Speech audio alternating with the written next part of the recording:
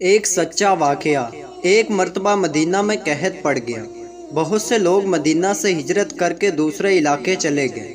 انہی لوگوں میں ایک عظیم خاندان تھا جو آل رسول صلی اللہ علیہ وآلہ وسلم سے تھا۔ یہ ایک بیوہ خاتون تھی اور ان کے ساتھ ان کی 7 کنواری جوان بیٹیاں بھی ساتھ تھیں۔ جب مدینہ کے منافقین نے ان کا مذاق اڑایا کہ آل رسول صلی اللہ علیہ وآلہ وسلم کا خاندان بھوکا اور بے سر و سامان ہے، تو ان بیوہ خاتون نے ہجرت کرنے میں ہی غنیمت جانی۔ آپ اپنی بچیوں کے ساتھ بڑے تکلیف دہ مراحل گزر کر سمرقند پہنچی۔ راستے کی تھکان اور بھوک پیاس کی تکلیف نے مزید چلنے سے روک دیا، تو آپ ایک درخت کے سائے میں اپنی بچیوں کو لے کر بیٹھ گئیں۔ لوگوں نے جب با پردہ و باوقار خواتین کو اس طرح بے یار و مددگار بیٹھے دیکھا تو ایک صاحب نے کہا، یہاں 2 لوگ بڑے سخی ہیں، ایک حاکم جو مسلمان ہے، دوسرا مجوسی، آپ ان سے پناہ لے لیجئے۔ وہ خاتون اٹھی اور مسلمان حاکم کے گھر کے دروازے پر دستک دی۔ ایک 1.5 عمر شخص آیا۔ آپ نے کہا کہ دیکھیں، میں مسافر ہوں اور میرے ساتھ میری جوان بچیاں بھی ساتھ ہیں۔ آپ مسلمان ہیں، اس لیے آپ سے درخواست ہے کہ مجھے پناہ دیجئے، میں بہت پریشان ہوں اور رات ہونے کو ہے۔ اس شخص کے چہرے پر ناگواری کے اثرات نمایاں تھے۔ پھر خاتون نے کہا کہ دیکھیں، میں مدینہ سے ہجرت کر کے آئی ہوں اور میرا تعلق آل رسول صلی اللہ علیہ وآلہ وسلم سے ہے۔ اس شخص نے کہا، کیا دلیل ہے کہ تم آل رسول صلی اللہ علیہ وآلہ وسلم سے ہو؟ میرے پاس تو کوئی نشانی نہیں ہے کہ میں آل رسول صلی اللہ علیہ وآلہ وسلم سے ہونے کا ثبوت دے سکتی۔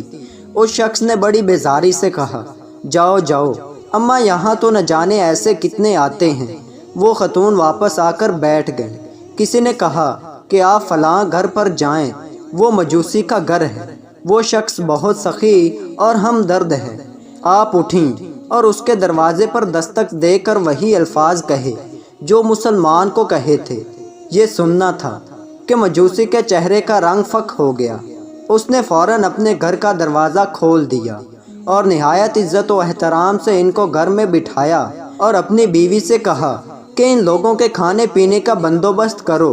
تم نہیں جانتی کہ یہ کتنے عظیم لوگ ہیں، یہ آل رسول صلی اللہ علیہ وآلہ وسلم سے ہیں۔ یہ کہتے ہی اس شخص کی آنکھوں میں آنسو آ گئے اور وہ جلدی سے سودا سلف لینے چلا گیا۔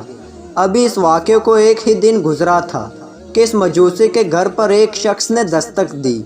مجوسی نے دروازہ کھولا تو پڑوسی مسلمان حاکم کو پایا۔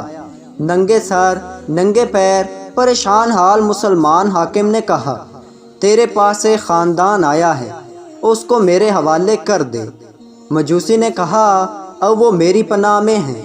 مسلمان نے کہا کہ جا جا، تیرا کیا کام، تو مجوسی ہے، وہ مسلمان ہیں اور آل رسول صلی اللہ علیہ وآلہ وسلم سے ہیں، تو ان کو نہیں رکھ سکتا۔ مجوسی نے کہا، جب وہ تیرے پاس آئے تھے تو نے ان کو کیوں واپس کر دیا، اور اب کیا ہوا کہ ان کو لینے آیا ہے؟